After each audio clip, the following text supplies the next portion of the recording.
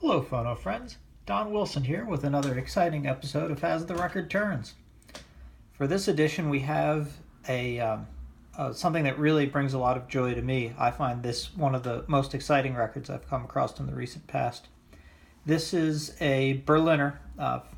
That's, as we can see, it's a European one. Not only does it say London, but the European ones also have the recording angel. This one I picked up at Wayne recently. It was in a box with a bunch of other Berliners. Wasn't particularly inexpensive, but after looking at the back and noticing the lack of the famous three little words that all of us Berliner collectors look for, reproduced in Hanover, that was not present on this disc, making this an incredibly early European Berliner. Also, the the Berliner logo is larger on the early European ones, similar to that size of the American ones. And when researching this one, found that this was recorded in 1898, making it a Berliner that was recorded the same year that the company established its first subsidiary outside of the United States. This makes this a very desirable record, in my opinion, a true piece of history. I don't really understand French at all, but doing Google Translate, it suggests that this title translates to roughly the giggle. So I'm going to assume that it has something to do with the laughing song that was really popularized by both George W. Johnson and Billy Golden, as well as several others.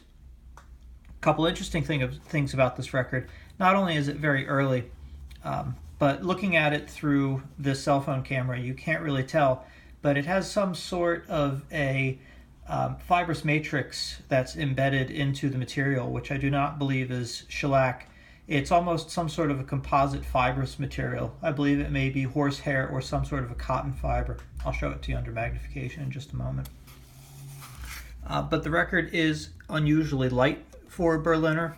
It's a little thinner than most of them are, and I'm going to do this incredibly gently. But one thing that's very noticeable is you can hear that difference. That tapping it there, it doesn't have the hard glassy sound of a shellac disc, and if I do this incredibly gently, you can see that it's actually flexible. That's as much as I would care to flex it. Hopefully no one will be mad at me for doing that much. Okay, so here we have a nice little microscope for PC board repair.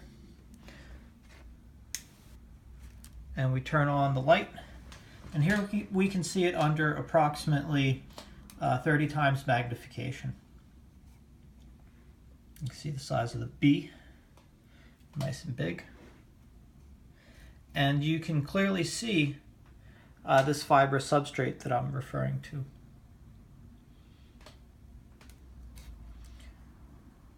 And it's not some sort of a defect, it's through the whole disc.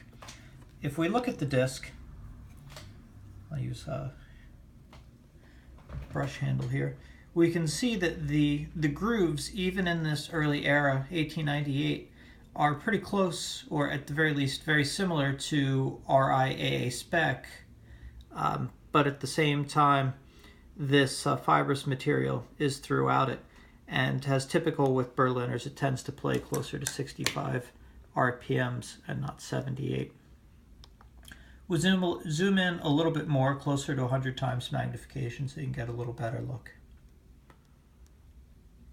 We'll go in just a little bit more.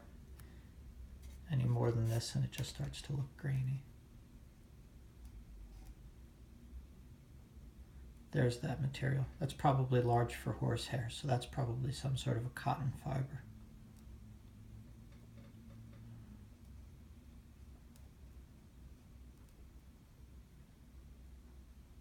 And there's the top of the B again.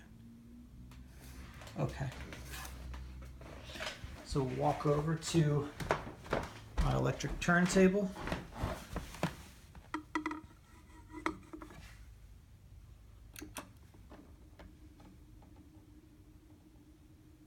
And it is announced, but it's announced, well, in French.